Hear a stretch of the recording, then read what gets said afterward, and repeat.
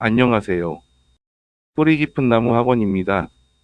관양고 1학기 수학시험은 문제 수만 보면 많지 않았지만 한 문제를 끝까지 처리하는 데 필요한 사고가 꽤 길었습니다.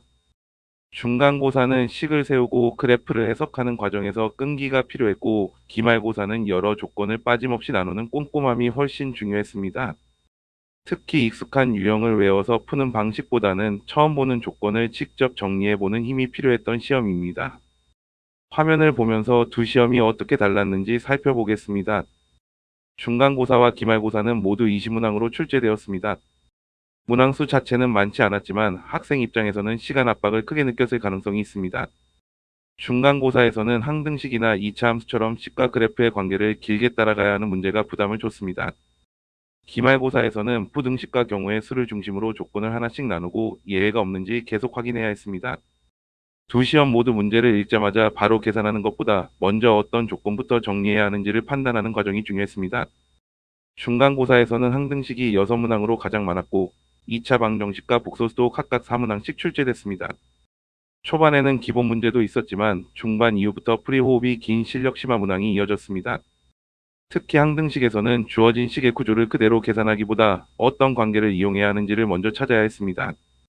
2차 함수 문제 역시 제한된 범위 안에서 그래프의 위치를 여러 경우로 나누어 판단해야 했습니다. 이런 문제는 방향을 한번 잘못 잡으면 계산을 다시 해야 하기 때문에 한 문제의 시간이 크게 늘어날 수 있습니다. 중간고사는 계산 속도 자체보다는 복잡한 조건을 보고 처음 풀이 방향을 얼마나 정확하게 잡느냐가 더 중요했던 시험이었습니다. 기말고사에서는 여러 가지 방정식이 6문항, 여러 가지 부등식과 경우의 수순열이 각각 5문항씩 출제됐습니다. 특히 부등식에서는 5문항 가운데 4문항이 심화 수준으로 분류돼 있어서 이 단원의 부담이 상당히 컸습니다.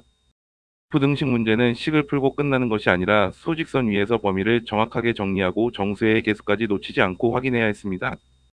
경우의 수 역시 가능한 상황을 하나씩 나누는 과정에서 빠진 경우나 겹치는 경우가 없는지 점검해야 했습니다. 중간고사에서 한 가지 식을 오래 끌고 가는 힘이 필요했다면 기말고사는 여러 갈래의 조건을 끝까지 관리하는 힘이 더 필요했습니다. 그래서 기말고사는 계산을 잘하는 학생에게도 작은 조건 하나를 놓치는 실수가 큰 부담으로 이어졌을 가능성이 있습니다. 다음 시험을 준비할 때는 기본 문제와 낯선 문제를 공부하는 방식을 다르게 가져가면 좋겠습니다. 기본 유형은 풀이 순서를 고민하지 않아도 될 만큼 충분히 반복해야 합니다. 그래야 시험장에서 생각이 필요한 문제에 사용할 시간을 남길 수 있습니다. 반대로 심화 문제는 막혔다고 바로 해설부터 보는 습관을 줄여야 합니다. 조건을 다시 적어보고 그래프를 직접 그려보고 가능한 경우를 백지에 하나씩 나누어 보는 시간이 필요합니다.